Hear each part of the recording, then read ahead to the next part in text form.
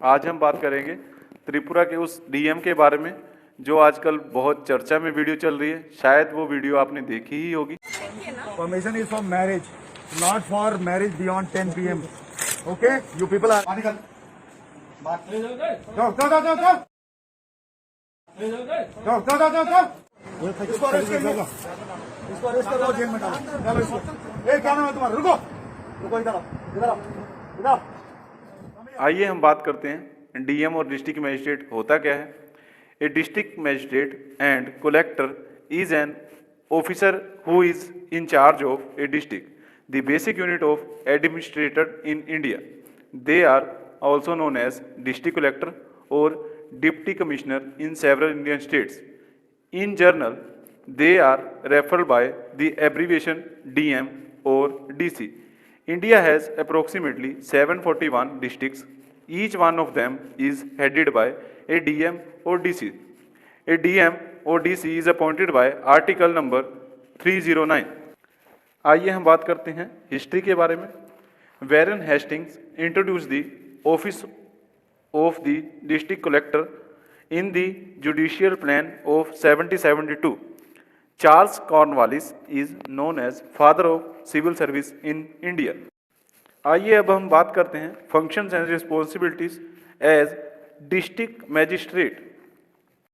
कार्यकारी मैजिस्ट्रेट के आपराधिक न्यायालय का संचालन करता है, कानून और व्यवस्था का रखरखाव करता है, पुलिस के साथ निर्देशांक, अधीनस्थ कार्यकारी मैजिस्ट्रेट का पर्यवेक्षण और मजिस्ट्रियल पूछताछ, आपराधिक प्रक्रिया संहिता की निवारक धारा के तहत मामलों की सुनवाई, जेलों का पर्यवेक्षण और पूंजी बाकियों के निष्पादक का प्रमाणन, जिले में पुलिस स्टेशन, जेलों और किशोर घरों का निरीक्षण, कैदियों को पैरोल के आदेश की अधिकृत करना, आर्म्स एक्ट के तहत हथियार और गोला बारूद का लाइसेंस देना, जिले में सत्र न्यायाधीश के परामर्श के साथ लोक अभियोजकों और अतिरिक्त लोक अभियोजकों की नियुक्ति के लिए नामों का पैनल तैयार करता है, प्राकृतिक आपदा जैसे बाढ़, अकाल या महामारी के दौरान आपदा प्रबंधन, दंगों या बाहरी आक्रमण के दौरान संकट प्रबंधन, बाल श्रम, बंधुआ मजदूरी से संबंधित मामले। एज डिस्ट्रिक्ट कलेक्टर राजस्व न्यायालय का संचालन करता है, भूमि अधिग्रह, उसके मूल्यांकन और भूमि राजस्व के संग्रह के मध्यस्थ, आयकर बकाया, उत्पाद शुल्क, सिंचाई बकाया और उसके बकाया का संग्रह, संपत्ति के दस्तावेजों का पंजीकरण, बिक्री के कार्य, वकीलों की शक्ति, बचाव, शेयर प्रमाण पत्र आदि, SC, ST, OBC और EWS, डोमिसाइल, राष्ट्रीयता, विवाह आदि सहित विभिन्न प्रकार के संपादिक प्रमाण पत्र जारी करना, राहत और पूर्ण निवास, निकासी और प्रवासी, संपत्ति का संरक्षण, विभिन्न जिले कार्यालयों, उप प्रभागों और तहसीलों का निरीक्षण करना। आइए अब बात करते हैं डीएम की पावर कब मिलती है। डीएम की पावर 6 साल के IAS ऑफिसर के रैंक पर काम करने के बाद पावर इनको सौंपी जाती है। आइए अब हम बात करते हैं सस्पेंशन ऑर्डर के बारे में। डीएम और DC is appointed by central government, that means president of India.